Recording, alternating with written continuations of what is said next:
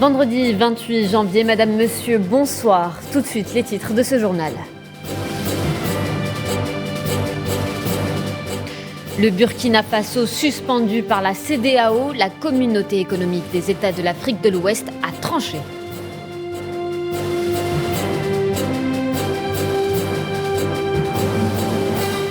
Le chef de la diplomatie française, Le Drian, fustige les autorités de la transition au Mali et appelle les partenaires européens à revoir leur dispositif de lutte antiterroriste au Sahel.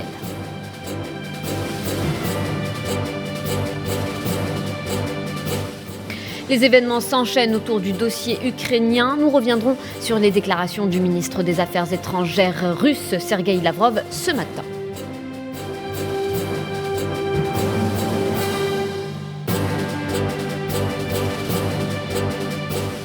Économie, baisse de 40% des stocks européens de gaz, et ce, malgré l'arrivée record de gaz liquéfié.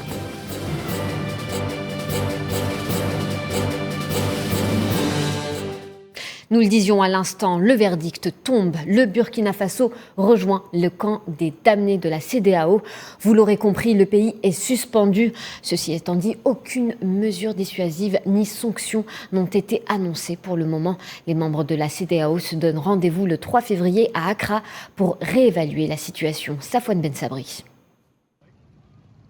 C'est au tour du Burkina Faso de subir les sanctions de la CEDEAO qui a décidé de suspendre le pays à l'issue du sommet virtuel qui a réuni les différents chefs d'État de l'organisation. Alors qu'il n'est question d'aucune autre sanction pour l'instant, la CEDEAO a cependant demandé la libération du président renversé placé en résidence surveillée ainsi que des autres officiels arrêtés. Un autre sommet se tiendra le 3 février à Accra en présence cette fois-ci des chefs d'État de la région. Le sommet virtuel, qui a duré environ 3 heures, a en outre décidé de l'envoi samedi à Ouagadougou d'une mission des chefs d'état-major des armées de la CEDEAO qui sera suivie lundi d'une mission ministérielle. Jeudi soir, dans sa première allocution depuis sa prise de pouvoir, le lieutenant-colonel Paul-Henri Sandaogo Damiba a déclaré à la télévision nationale que son pays avait plus que jamais besoin de ses partenaires. Il a assuré que le Burkina Faso continuera à respecter les engagements internationaux, notamment en ce qui concerne le respect des droits humains. Le lieutenant-colonel a fini son allocution par une devise bien connue des Burkinabés, « La patrie ou la mort, nous vaincrons », qui était aussi celle de Thomas Sankara. Et après le coup d'État, les militaires au pouvoir tentent de renouer le dialogue avec les autorités déchues. Comment cela est-il apprécié? On écoute à ce sujet le journaliste burkinabé Eli Kaboré.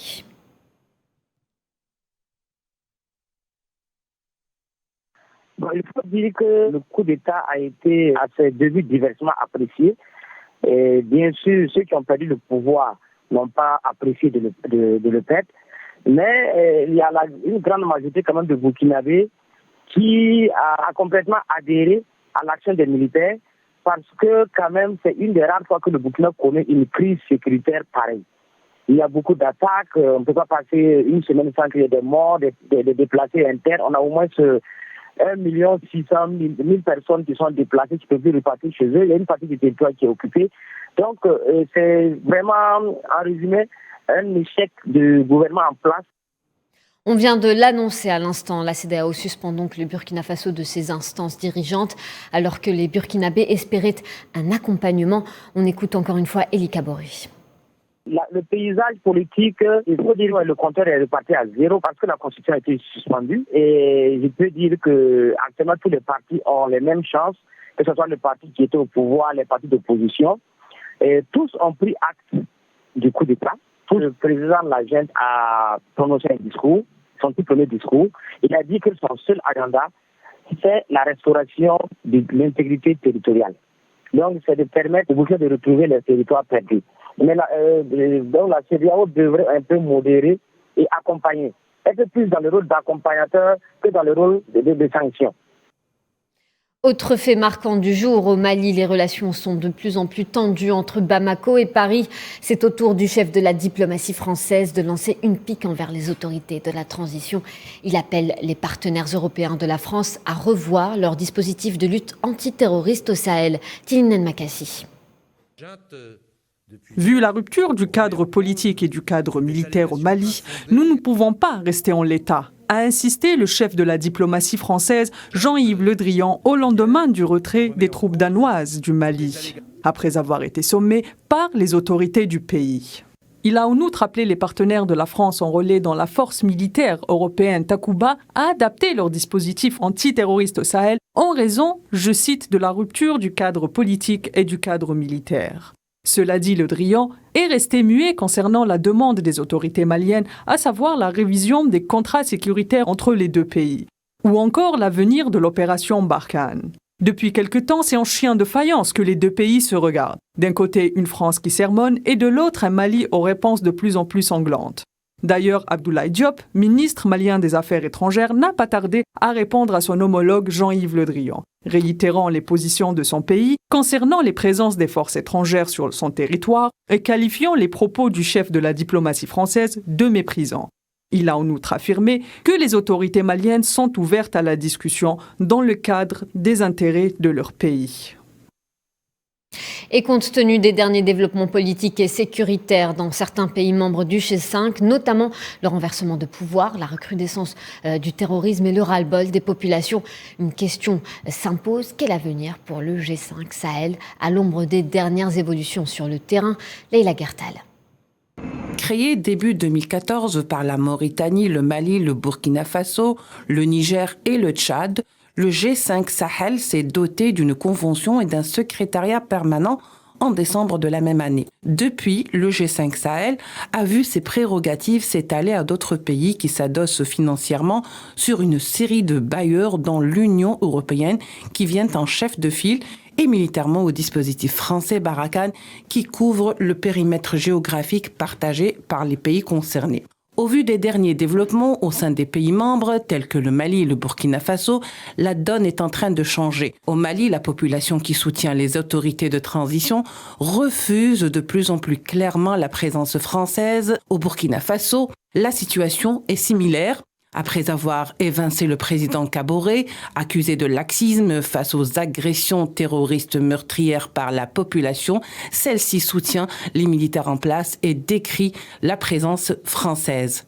Le G5 Sahel n'a pu accomplir sa tâche comme il était prévu, c'est-à-dire assurer le volet sécuritaire et défense. Les pays adhérents sont en manque flagrant d'appui financier et le pilier de développement des pays qui se partagent le périmètre a été occulté au détriment du sécuritaire qui, lui, n'a pas atteint les résultats escomptés. Le G5 Sahel serait-il passé de mode devant son impopularité en raison de la présence française et le laxisme de ses dirigeants? Peut-on toujours parler du G5 Sahel ou doit-il être entièrement réenvisagé, notamment la présence française? Et le G5 Sahel a-t-il aujourd'hui toutes ces raisons d'être au vu de son impopularité engrangée dans la région? Une question posée à laquelle tente de répondre Ali Youmtine, expert indépendant sénégalais. On écoute. Je pense que le G5 Sahel est dans une situation plutôt délicate, avec la situation qui s'est créée au Mali récemment et puis les polémiques avec le coup d'État au Burkina. On est plutôt dans une période de confusion. Les problèmes qui se présentent de plus en plus au Mali, au Burkina et au Sahel. Moi, ma crainte, la menace guerre froide au Mali, c'est une menace, je pense, la plus grande aujourd'hui qui pèse sur le Sahel. Il faut que les grandes puissances, surtout les membres du P5, la Russie, la France, que le jeu d'influence ne puisse pas détériorer la situation de stabilité au Sahel. Les Africains ont besoin de beaucoup de cohésion face à ces défis. Après quand même le chaos créé en Libye par les Occidentaux. En Libye, report du vote sur le projet de résolution portant prorogation du mandat de la mission de l'ONU, prévu hier, jeudi, à la suite d'un contre-projet de résolution russe. Ce dernier prévoit de prolonger la mission de l'ONU en Libye jusqu'au 30 avril prochain, au lieu du 15 septembre 2022, date mentionnée initialement dans le projet de résolution préparé par le Royaume-Uni. Pour rappel, le mandat de la mission politique Manul expire ce lundi 31 janvier. On reste en Libye, où 3 sécuritaires et 4 terroristes de l'organisation terroriste Daesh sont morts dans une confrontation armée dans le sud-ouest du pays. Le ministre libyen de l'Intérieur précise qu'il s'agit d'une attaque menée contre une patrouille appartenant à la brigade des martyrs d'Oum el-Aranib. Et 3e affaire de corruption au sein du gouvernement libyen. Après la ministre de la Culture et celui de l'Éducation, le procureur général de Tripoli a ordonné de placer Ali Zenati, le ministre libyen de la Santé et son numéro 2, en détention préventive pour soupçon de corruption.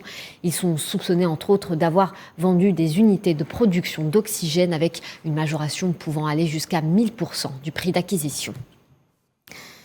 Et en Tunisie, ce naufrage au large des côtes, 6 migrants sont morts noyés et 34 autres ont été secourus hier au large des côtes tunisiennes.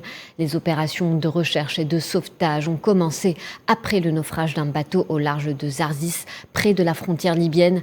Les migrants irréguliers étaient des ressortissants de différents pays africains, selon le ministère de la Défense tunisienne. En Irak, l'aéroport international de Bagdad visé par des tirs de roquettes ce matin. Au moins 6 obus sont tombés sur des aires de stationnement ou des pistes d'atterrissage sans faire de victimes, mais endommageant 2 avions de ligne vides. L'attaque n'a pas été revendiquée. Dans le dossier santé en Algérie, 1870 nouveaux cas confirmés de Covid-19, 1055 guérisons et 6 décès ont été enregistrés ces dernières 24 heures, d'après le communiqué du ministère de la Santé. Et pour rappel, la mesure de fermeture des établissements scolaires en Algérie a été prolongée de 7 jours hier. En Europe, Paxlovid autorisé à entrer sur le marché par l'Agence européenne des médicaments. L'Union européenne approuve donc son premier traitement antiviral oral contre la Covid-19, un traitement développé par le laboratoire Pfizer. Selon des études cliniques, il réduirait d'environ 85% le risque d'être hospitalisé ou de décéder de la maladie.